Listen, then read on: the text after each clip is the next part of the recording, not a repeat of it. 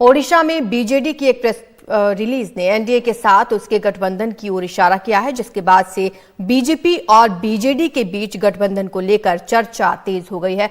सूत्रों के हवाले से यह खबर है कि ओडिशा में बीजेपी और बीजेडी के बीच गठबंधन की चर्चा है। ओडिशा के विकास के लिए बीजेडी ने कहा है कि वो कुछ भी करेंगे। गठबंधन हुआ तो लोकसभा विधानसभा दोनों के लिए होगा। जीती हुई सीटों के आधार पर ही ये सीट शेयरिंग हो सकती है। तो ओडिशा में भी एक और गठबंधन पर चर्चा अब तेज हो गई है।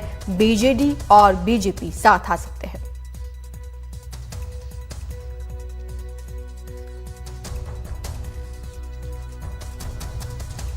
ये चर्चा काफी लंबे समय से चल रही कि बीजेपी और बीजेडी एक साथ आ सकते हैं। अगर ऐसा होता है तो 2009 के बाद यानी करीब 15 साल बाद इन दोनों दलों की वापसी होगी एक साथ उड़ीसा में।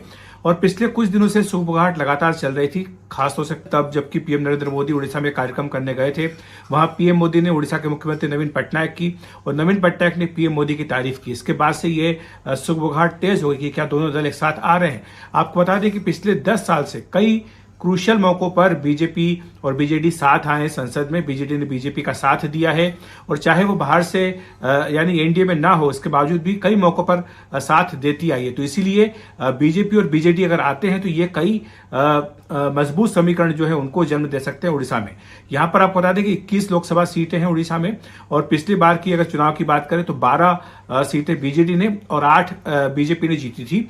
अगर दोनों दल साथ में आते हैं तो निश्चित तौर पर ये एक बार फिर से अपने इसी पुराने प्रदर्शन को दोहरा पाने में कामयाब रह सकते हैं और कांग्रेस जो है वो एक तरफ हो जाएगी और इसमें बीजेपी और बीजेडी के साथ आने से जो समीकरण है वो पूरी तरह से बदल जाएंगे। उड़ीसा में विधानसभा लोकसभा दोनों के चुनाव साथ साथ होते हैं। पिछले विधानसभा की अगर बात करें तो बीजेडी ने 112 सीटें जीती थी और बीजेपी ने 23 सीटें जीती थी। 2009 में जब इन दोनों दलों का गठबंधन टूटा था तब कंधमाल की घटनाएं खासतौर से इसके लिए बड़ा ट्रिगर थी और यह भी कहा गया था कि तब बीजेडी ने केवल 6 सीटें लोकसभा में बीजेपी को दी थी और बीजेपी के पास इसके अलावा कोई चारा नहीं था कि वो इसको ना करे। लेकिन आज जबकि घटनाक्रम तेजी से बदला है, जो बयान आया है बीजेडी की ओर से जिसमें कहा गया कि 2036 तक उड़ीसा के 100 साल जब पूरे होंगे तब उड़ीसा के विकास की एक बड़ी जो है मील का पत्थर हासिल किया जाएगा और इसके लिए जो भी कदम उठाने वो कदम उठाए जाएंगे। ये जो लाइन लिखी गई है ये काफी कुछ इशारा कर रही है कि अगर जरूरत पड़ी तो बीजेडी एक बार फिर से बीजेपी के साथ आ सकती है। इस बीच दिल्ली में उड़ीसा बीजेपी के तमाम नेता यहाँ आए हुए हैं।